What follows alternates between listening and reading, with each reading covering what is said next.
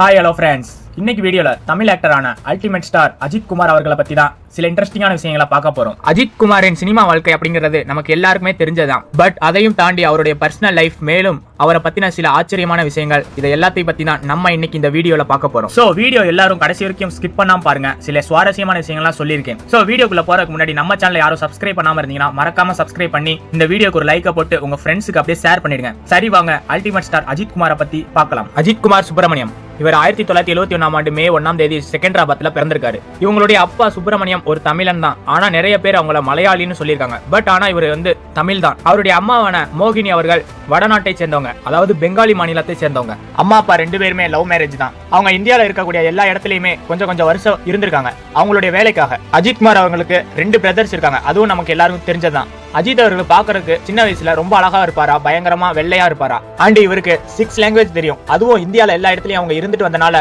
நல்லா வடநாட்டு லாங்குவேஜ் எல்லாமே அவருக்கு நல்லாவே தெரியும்.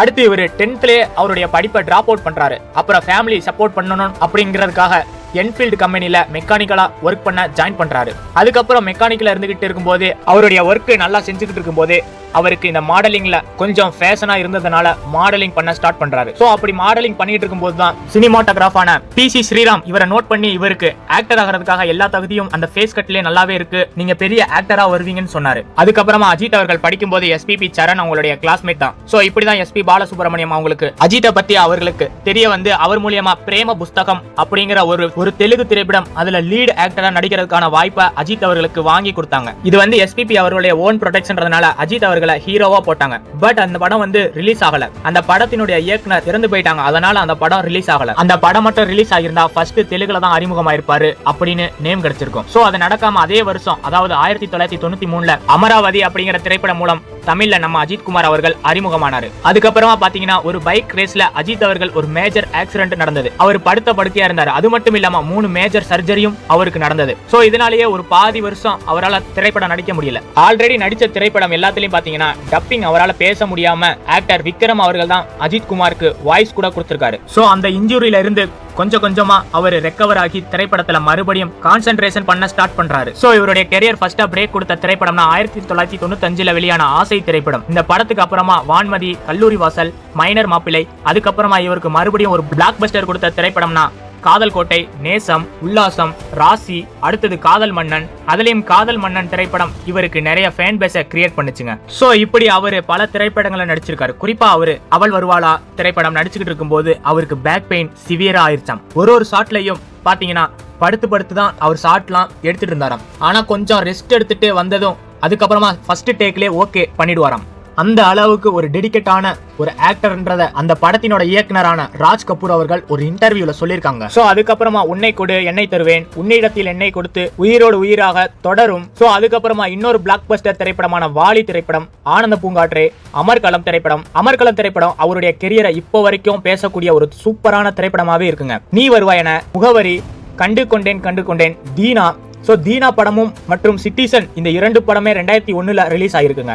இந்த 2 திரைப்படமே பிளாக் பஸ்டர் ஹிட். அதுவும் தீனா திரைப்படம் தான் அவருக்கு தலை அப்படிங்கிற அந்த ஒரு டேக கூட கிடைச்சது. சோ அடுத்து அசோகா அப்படிங்கிற ஒரு ஹிந்தி திரைப்படத்துல நடிச்சிருக்காரு. தமிழ்ல வில்லன் திரைப்படம், அதுவும் ஒரு மிகப்பெரிய ஒரு பிளாக் பஸ்டர் ஹிட். அதுக்கப்புறமா தான் அவருடைய கெரியர் கொஞ்சம் சரிய ஆரம்பிச்சது. ஆஞ்சநேயா, ஜனா, அட்டகாசம், ஜி, பரமசிவன், திருப்பதி, நடுவுல வரலாறு அப்படிங்கிற திரைப்படத்துல நடிச்சு அந்த படமும் வேற லெவல்ல ஹிட் அடிச்சது. அதுக்கப்புறமா உடனே ஆழ்வார் அப்படிங்கிற ஒரு திரைப்படம் ஃபிளாப் ஆயிருச்சுங்க. கிரீடம் அதுவும் ஓரளவுக்கு நல்லாவே போச்சு. சோ இப்படி அவருடைய கெரியர் கிராஃப் குறைஞ்சு போயிட்டு இருந்ததால ஏதாவது ஒண்ணு பண்ணணும்னு யோசிச்சு அந்த நேரத்துல ரஜினி அவர்கள் தன்னோட பில்லா படத்தை ரீமேக் பண்ணணும் அப்படின்னு அவர் அட்வைஸ் பண்ணதா சொல்லப்படுது.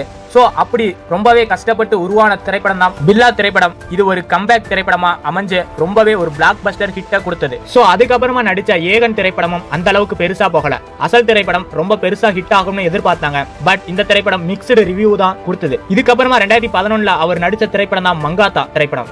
இந்த படம் அவருடைய கெரியரை தூக்கி விட்டுச்சுன்னு சொல்லலாம். அந்த அளவுக்கு ஒரு பிளாக் பஸ்டர் ஹிட், அதுவும் ஒரு வில்லனா நடிச்சு எல்லா மக்களுடைய மனசுலயும் நின்னது. இந்த படத்தின் மூலம் தான் அவர் ஃபேன் பேஸே இன்னும் அதிகமாச்சு. அவருடைய மார்க்கெட் லெவலும் வேற லெவல்ல இன்க்ரீஸ் ஆச்சு. பட் பில்லா 2 அந்த அளவுக்கு பெருசா போகல. ஆரம்பம், வீரம், என்னை அறிந்தால், வேதாளம், விவேகம் கண்டினியூவா சூப்பர் ஹிட் திரைப்படங்களை கொடுத்தாரு. விவேகம் மிக்ஸ்டு ரிவ்யூ இருந்தாலும், விஸ்வாசம் திரைப்படம் ஒரு சென்டிமெண்டான திரைப்படமா இருந்தாலும், வசூல் அப்படிங்கறத இந்த படம் ரொம்ப சூப்பராவே பண்ணிருக்கு. சோ அடுத்து நேர்கொண்ட பார்வை, வலிமை, துணிவு.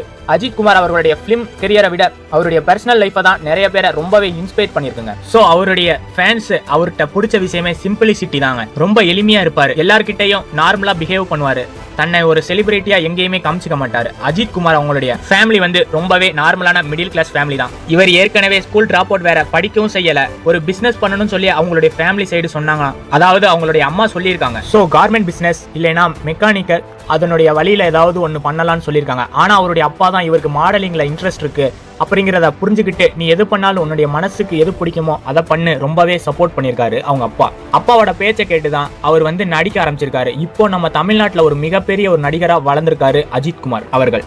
எப்படியெல்லாம் இருக்கிறாரோ, அவருடைய குணம், பணிவு, மற்றவங்க கிட்ட பழகுற விதம், அவருடைய எளிமை, இது எல்லாமே அவங்களுடைய அப்பா கிட்ட இருந்து தான் வந்திருக்குன்னு அப்படிங்கிறத இப்போ அவங்களுடைய அப்பா இறந்ததுக்கு அப்புறமா பல பிரபலங்கள், அவங்க வீட்டுல வேலை செய்யறவங்க பலரும் அவரை பத்தி சொல்லிட்டு வராங்க. அஜித்துடைய அம்மா அவர்களும் பாத்துக்கிட்டீங்கன்னா ரொம்ப எளிமையானவர்கள் தான். அப்பா அம்மா அவங்களுடைய பிரதர்ஸ் எல்லாருமே இந்த மீடியா மூலியமா கிடைக்கும் புகழ்லாம் அவங்களுக்கு பிடிக்காதாம், ரொம்ப சிம்பிளா இருக்கிறதா ரொம்ப பிடிக்குமா. அதனாலதான் அஜித் அவர்களுடைய பெயர் புகழ் வளர நிறைய ஃபேன் பேஸ் அவருக்கு ஏற இவங்களுடைய குடும்பம் மொத்தமே பாத்துக்கிட்டீங்கன்னா வெளியில வர்றதே கம்மி பண்ணிட்டாங்களாம். தங்களுடைய அடையாளத்தை காட்டாம அவங்களுடைய பிரதர்ஸ் எல்லாம் வெளிநாட்டுல இருந்திருக்காங்களாம். இவங்க மொத்த குடும்பமே பாத்தீங்கன்னா நம்ம அஜித் அவர்கள் நம்ம கண்ணுக்கு எப்படி தெரிகிறாரோ மொத்த குடும்பமே அப்படிதான் இருக்காங்க. பெயர் புகழ்ச்சி அது எதுவுமே வேணான்னு அப்படின்னு சொல்லி தனி மனிதர்களா, சாதாரண மனிதர்களா வாழணும்னு ஆசைப்படுறாங்க. அதனாலதான் எப்பவுமே அவங்க ஃபேமிலியில வெளியில மீடியாக்குள்ள அவங்க இது வரைக்கும் வராது. இதான் முக்கிய காரணம். சோ அஜித் அவர்களுடைய லவ் லைஃப் அதுவும் நம்ம எல்லாருக்கும் தெரிஞ்சதுதான். ஹீரா ராஜ்கோபால் அவங்கள லவ் பண்ணிட்டு இருந்தாங்க. பட் ஏதோ ஒரு காரணத்துக்காக பிரேக்கப் பண்ணிக்கிட்டு ஷாலினி அவர்களை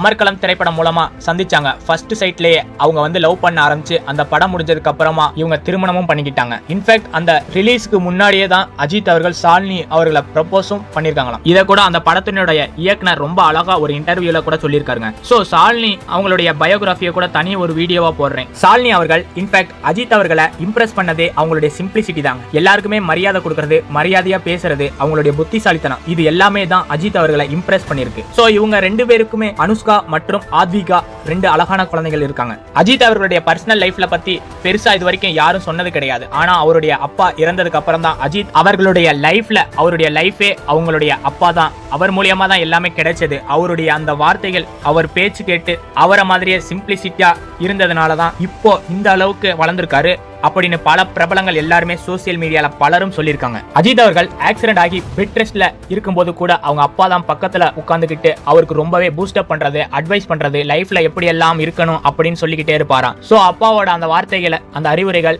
அதுதான் அஜித் அவர்களை இந்த அளவுக்கு உயர்த்திருக்கு அப்படின்னு சொல்லியிருக்காங்க. சோ இந்த வீடியோ இதோட முடிச்சுக்கலாம்னு நினைக்கிறேன். சோ அஜித் அவர்கள்ட்ட உங்களுக்கு பிடிச்ச விஷயம் என்னன்னு கமெண்ட் பாக்ஸ்ல மறக்காம கமெண்ட் பண்ணிடுங்க. சோ இந்த வீடியோ உங்களுக்கு பிடிச்சிருந்தா இன்னும் இன்ட்ரெஸ்டிங்கான வீடியோ பார்க்க நம்ம சேனலை மறக்காம சப்ஸ்கிரைப் பண்ணி ஒரு லைக் போட்டுருங்க. அப்படியே உங்க ஃப்ரெண்ட்ஸுக்கு ஷேர் பண்ணி விட்டுருங்க. நாளைக்கு இதே போல ஒரு சூப்பரான வீடியோல பார்க்கலாம். Thank you so much.